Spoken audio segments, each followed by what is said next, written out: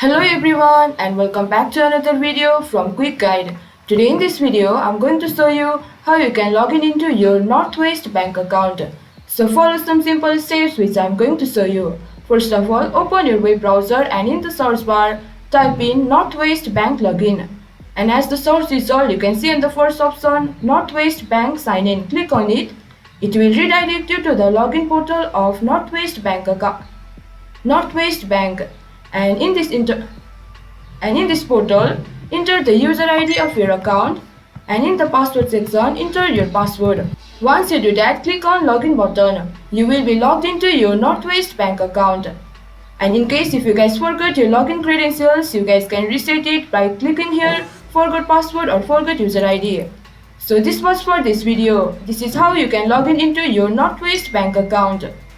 Hope you guys understand and find our video helpful. If you did, please do not forget to hit the like and subscribe to our channel. And also hit the bell icon for latest videos and drop a comment for reviews and more content like this. I will see you guys again in our next video. Thank you guys for watching.